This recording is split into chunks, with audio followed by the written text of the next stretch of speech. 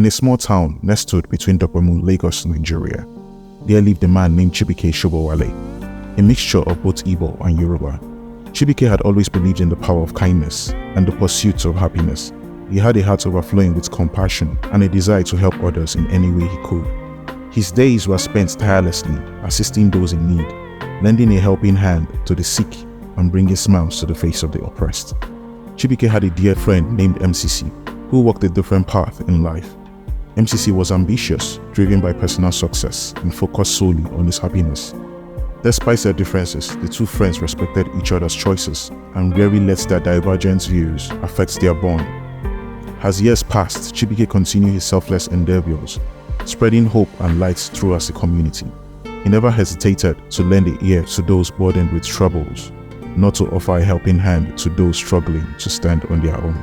His acts of kindness became the talk of the community, and the people greatly admired his unwavering commitment to their well-being. However, MCC often cautioned Chibike, urging him to consider his needs and aspirations. He warned him of neglecting personal happiness while pouring everything into others. "Find a balance, my friend," MCC would say. "If you give everything without reserving anything for yourself, you may be empty and alone." Chibike, however, believed that true happiness could only be achieved by dedicating oneself to the betterment of others. He felt that the joy he brought to people's life will eventually get back to him in some form. So he dismissed MCC's advice and continued his selfless path with unwavering conviction. But fate can be an unpredictable companion.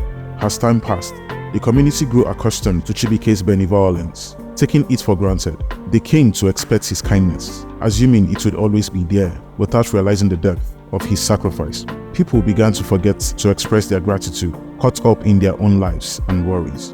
Eventually, the day arrived when Chibike Shobowale, aged and weary, took his final breath. Yet, as he departed this world, he found himself alone. No crowds were gathered to mourn his passing, no friends to say goodbye, and no one to bury him.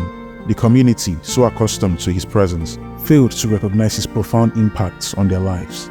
Chibike's life, though filled with countless acts of love and compassion, had left no lasting impressions. The weight of his selflessness had gone unnoticed, buried under the nose of their desires and pursuits. The world has lost a beacon of light, and its people had failed to recognize the gem they had in their midst.